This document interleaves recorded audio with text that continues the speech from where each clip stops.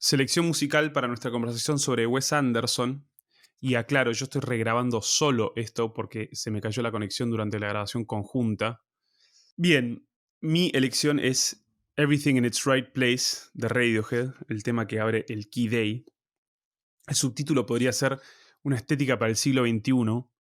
Y digo esto último porque creo que durante la conversación sobrevoló tácitamente una idea que venía sobre todo del lado del señor de Marinis, de qué hacer en un tiempo como este, respecto de la saturación presente, la saturación de los lenguajes o quizás como una cierta pérdida vital de los lenguajes artísticos. Bien, me parecía interesante que el cine presentara a Wes Anderson en el 2001, año de su consagración con los Tenenbaum, y la música presentara a Radiohead, también en su apogeo y entrando en una fase, ¿cómo decirlo?, trascendental, ya completamente fuera de todo esquema, asegurándose como los líderes absolutos de lo que puede llegar a ser el lenguaje del rock, de cómo se puede desarmar, y justamente encarando la cuestión desde un lado completamente distinto al de Wes Anderson, creo yo, inconmensurablemente más creativo y potente desde el lado artístico. Por lo pronto, creo que ahí se repite en Radiohead algo que el arte ha hecho a lo largo de su historia en algunas ocasiones, eh, que consiste en sensualizar, por así decirlo, la nueva época. En este caso es la sensualidad de la máquina digital y del nuevo entorno digital. Lo había sido ya a principios del siglo XX con las vanguardias, una sensualización de, bueno, las máquinas industriales. Y en cierto modo, de modo menos programático y quizás más sintomático, la pintura lo había empezado a hacer ya con la aparición de la fotografía, ¿no? Siempre refiriéndonos a la máquina. Y el título también es un poco una mojada de oreja a Wes Anderson, Everything in its Right Place, dado que el cine de Wes Anderson tiene todo en su lugar, al menos formalmente, de una manera obsesiva. Radiohead lo dice y al decirlo está insinuando inmediatamente lo contrario, everything is not in its right place, o en todo caso no lo está porque lo está, el hecho de que lo esté es ya preocupante, inquietante, como sea, digamos, todo queda, creo, atravesado por una suerte de inquietud que se confunde a la vez con esta sensualidad, con una atmósfera un poco onírica, pero siempre inquietante. Las cosas se empiezan a desencajar, los tiempos, los instrumentos, las vocecitas que entran y salen, sobre todo hacia el final de la canción, una suerte de clímax. Ya de por sí, el tema creo que está en 5, o sea, en un compás irregular. Y lo que se empieza a descomponer también formalmente es el lenguaje del rock. Y en ese sentido creo que el gesto de Radiohead es total con respecto a la época y al lenguaje artístico de la música. Y en ese sentido, de vuelta, me parece inconmensurable con lo de Wes Anderson. Y creo que es muy difícil en una época como esta hacer un arte potente, ni hablar un arte tan potente como el que hace Radiohead, y como el que sigue haciendo Tom York. Quizás en ese sentido haga falta un genio, y creo que Tom York lo es, creo que Wes Anderson no lo es. Creo que en eso igual estaríamos de acuerdo todos. No están mis otros dos interlocutores, así que tengo la suerte de poder afirmarlo sin que me lo disputen. ¿Qué más? Creo que lo de Radiohead abre, o digamos, se fue abriendo paso tratando de evitar los yates, tratando de evitar la repetición, buscándole la vuelta a un decir que pudiera abrir algún resquicio, que pudiera hacer mella en algún lado en una época como esta, mientras que del lado de Wes Anderson se recae, también, digamos, voluntariamente, creo, en una repetición, o en todo caso, no tanto una repetición, sino sí una profundización de un lenguaje formal muy, muy determinado, muy definido, y donde todo está de vuelta en its right place. Por más que, ya lo veo venir, en realidad ya la vi venir porque ya escuché todo. Sí, podía intuir a partir de la conversación también, Nacho vaya a decir, el señor de Marinis vaya a decir que los personajes de Wes Anderson justamente no tienen un right place y lo están buscando, lo cual, bueno, sí, en parte es cierto, pero eso no tiene nada que ver con la, el valor y la intensidad y la profundidad de su obra, creo yo. Así que esa es mi elección. Bueno, yo elegí la canción Héroes y Villanos, Heroes and Villains de los Beach Boys o de Brian Wilson. O sea, hay dos versiones. Hay una versión de los Beach Boys que salió en Smiley Smile, que es, digamos, el disco frustrado de Wilson.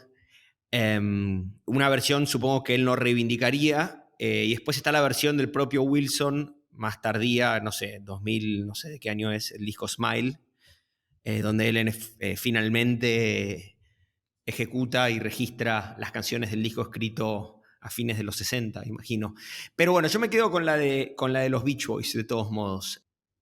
La elijo porque en algún punto veo, diría que los Beach Boys y que Brian Wilson es un fenómeno de la cultura americana de algún modo análogo o analogable a Wes Anderson. En particular esta canción y otras de la última etapa de los Beach Boys, la última etapa, digamos, la etapa madura de los Beach Boys. En particular esta canción, decía, como otras, se comparte con el cine de Wes Anderson algunos rasgos, por ejemplo, la saturación material, ¿no? la proliferación de los materiales musicales, de los timbres musicales, sonoros, la superposición formal de las voces. Y por otro lado, por supuesto, comparte Brian Wilson con Wes Anderson. Dicho sea de paso, comparte apellido por lo pronto con algunos de sus actores más cercanos, los hermanos Wilson. Pero digo, la sencillez narrativa, ¿no? Ese tono o ese ánimo infantil que caracteriza obviamente al cine de Wes Anderson, también obviamente caracteriza a la voz de Brian Wilson como compositor. Y en general el ánimo en la música de Brian Wilson, como en particular en esta canción, y también en el cine de Wes Anderson, de la idea de un paraíso perdido, ¿no?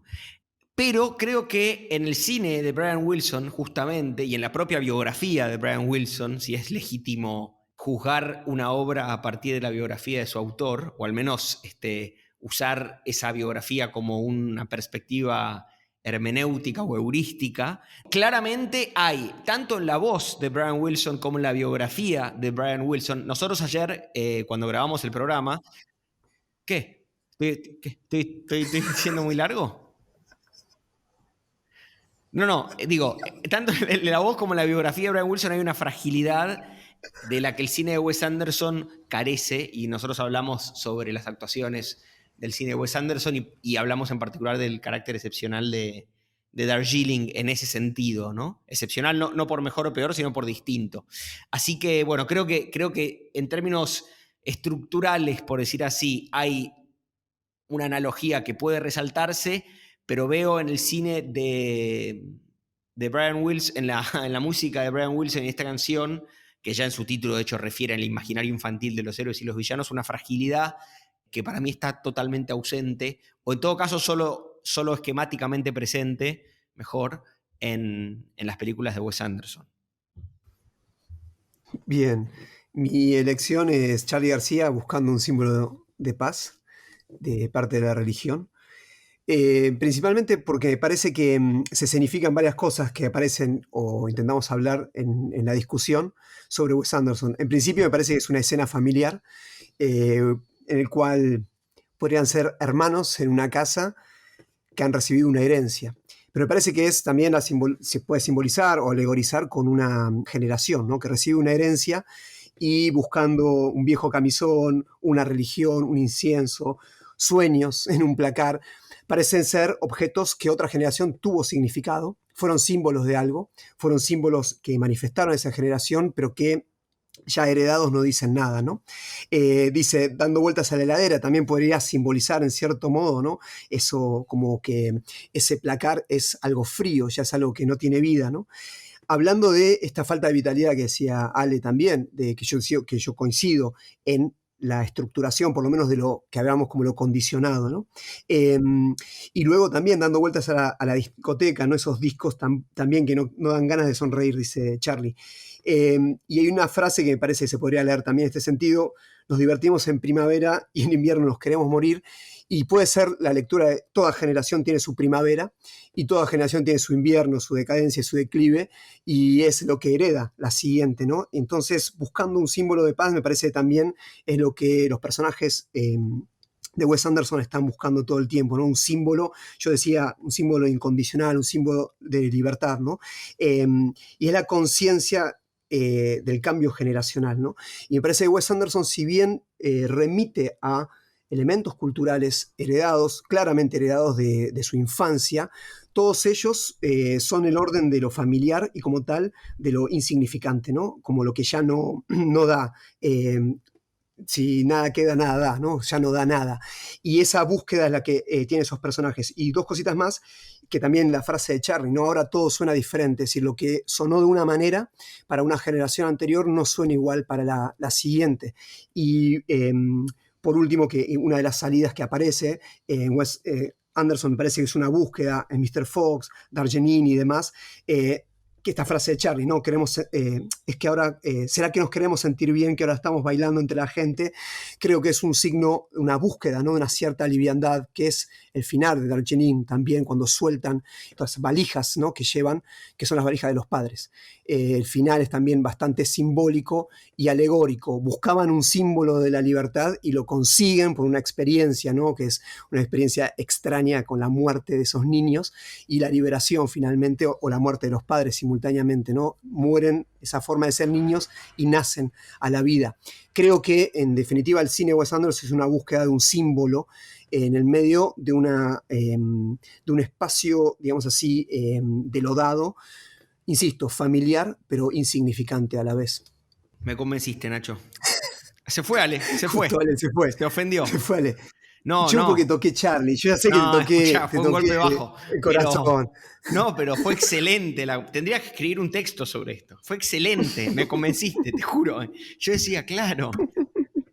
Repito que estoy regrabando esto. Escuché lo que dijeron Tommy y Nacho. Lamentablemente no pude intervenir para interrumpir, sobre todo al último.